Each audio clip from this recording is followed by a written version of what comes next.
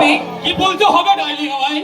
বলছি আজ নয় কাল, কাল নয় পরশু, গত 4 বছর ধরে বিয়ের কথা উঠলেই তো তুমি আমাকে এড়িয়ে যাচ্ছ ডার্লিং। আরে তার জন্য তুমি মুঠো মুঠো টাকা পাচ্ছ, সোনার গহনা পাচ্ছ, বিদেশি মদ পাচ্ছ, বিলাসবহুল ফ্ল্যাটে থাকতে পারছ, 5 স্টার হোটেলে খেতে পারছ।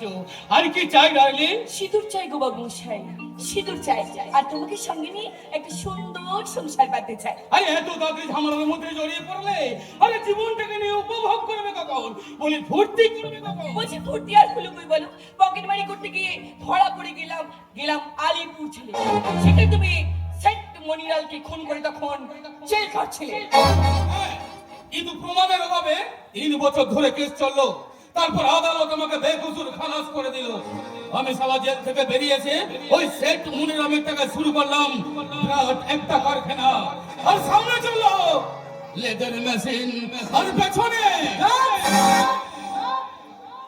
Cocaine, heroin.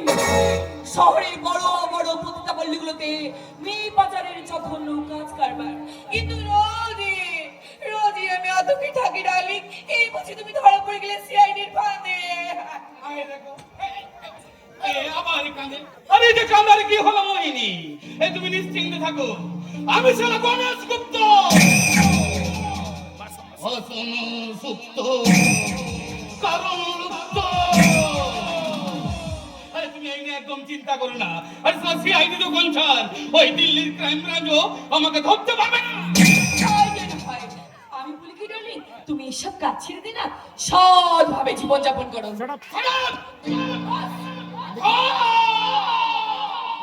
আমি কি করবো না? যদি সারা কেউ আমাকে জ্ঞান দেয় তাহলে সারা আমার মাথাটা গরম হয়ে যায়। তুই সেগুলো জানিস না? বস আচ্ছা মোহিনী, কেন তুই এরকম করিস বলতো? আচ্ছা আমার কোনো জায়গা নেই। আচ্ছা তো কি আছে? আমার মনের মাঝে হৃদয় জুড়ে শুধু তোমাকে কি বলার জন্য আছে, তুম দিল কি ধড়কন মে रहते हो, रहते हो। হয়েছে ভালো, ভালো ভাইয়া।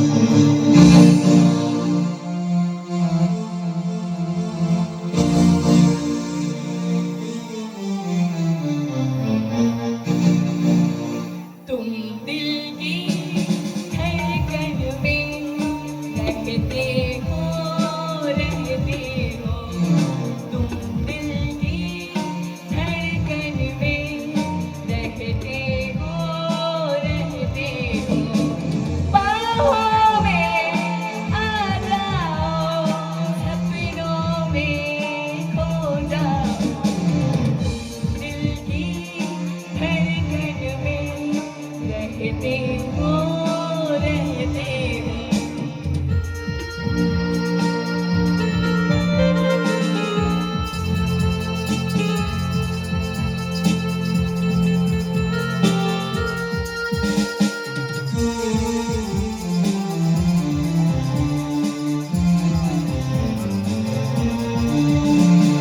दुनिया ने गिराया है, सिर्फ तुमने अपनाया है।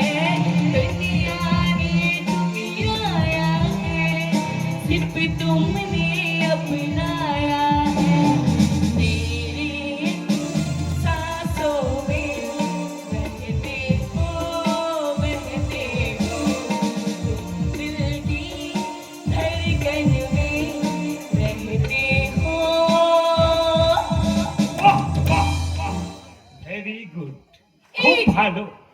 চলে এসেছি তোমার সবচেয়ে বিশ্বস্ত কর্মচারী শান্ত চলে এসেছি। তুই এতক্ষণ কোথায় ছিলি? আমি জিজ্ঞাসা করছি, তুই এতক্ষণ কোথায় ছিলি? সকাল থেকে মেশিনের সামনেও দেখতে পেলাম না। থানাতে গিয়ে ঘুষের টাকাটা মেজো বাবুকে দিয়ে আসার কথা ছিল, সেইখানেও যাসনি। তোকে আমি জিজ্ঞাসা করছি এতক্ষণ তুই কোথায় ছিলি? লরি ভর্তি লোহার রডের মধ্যে হিরোইন হীরাপুর বর্ডার দিয়ে বাংলাদেশে পাচার করতে ব্যস্ত ছিলাম। আগামীকাল সকালের মধ্যে আপনার মালিক বাংলাদেশে পৌঁছে যাবে। বাহ বাহ বাহ বাহ বাহ, আরে ওয়ান্ডারফুল ওয়ান্ডারফুল।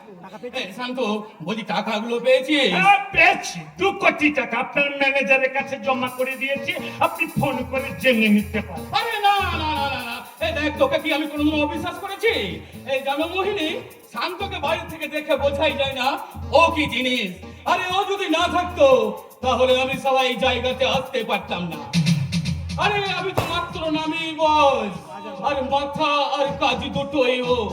সবাই দুনিয়াতে এই শান্তর মতো বিশ্বাস্ত ছেলে আমি একটাও খুঁজে পেলাম না। এই জন্যই তো স্যার আমাকে এত বিশ্বাস করে, আর তোমাকে একদম বিশ্বাস করে না। ও, তাই মানে তুমি কি বলতে চাচ্ছো আমি বিশ্বস্ত নই? না, একদম না। শুধু তুমি কেন, তোমার মতো কোনো মেয়ে সারা বিশ্বস্ত নয়।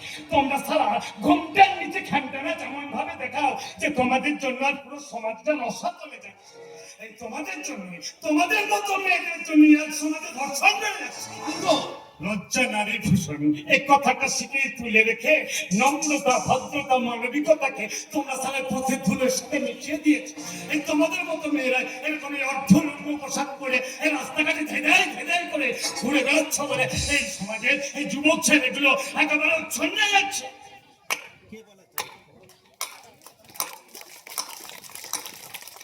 কি বলে তুমি বুকা?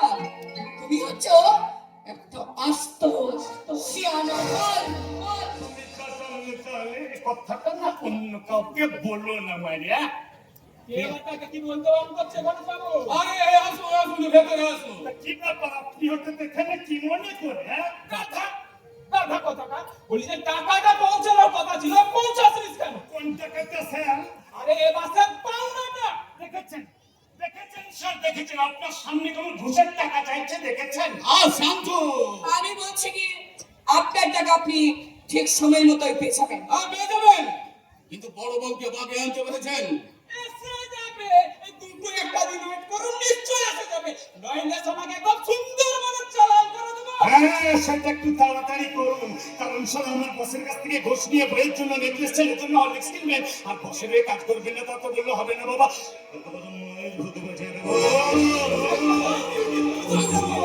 এভাবে তো কথা বলে না। আর অন্যও যে পুলিশ অফিসার কারো কাছে হাত পাতে ঘুষ যায় না। শান্ত, আমি শান্ত,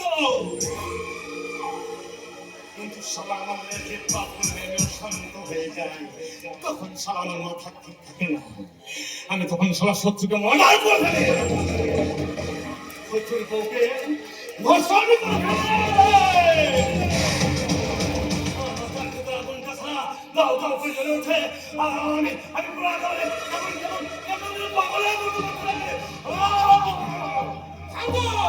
শান্ত, মাথা গরম করিস না। পড়তে হবে স্যার, পড়তে হবে, কারণ প্রত্যেক আপনি চেনেন না, আমি ওকে ভালো করে জানি। ও আর আমি ছোটবেলা থেকে একসাথে বড় হয়েছি, একসাথে। আমরা ছোটবেলায় একসাথে লুকোচুরি খেলতাম।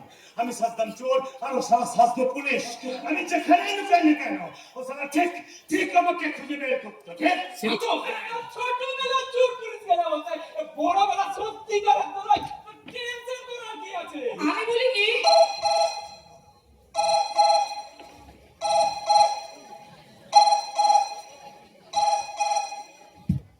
Hello hello, Ganesh Gupta speaking. What what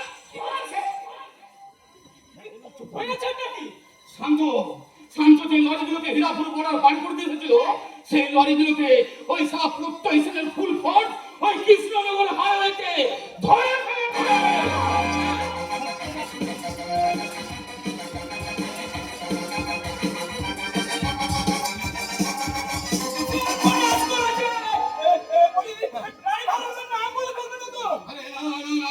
কিন্তু কিন্তু তার আগে তো কিছু তো একটা আমাকে করতেই হবে। কিছু তো শান্ত, আপনি কিছু চিন্তা করবেন না স্যার, কিচ্ছু চিন্তা করবেন না। এই শান্ত যখন আছে তখন ড্রাইভাররা তাদের মুখ বন্ধ রাখবে, আর আপনার লরিগুলোকেও আমি ছাড়াবো। কি করে? কি করে?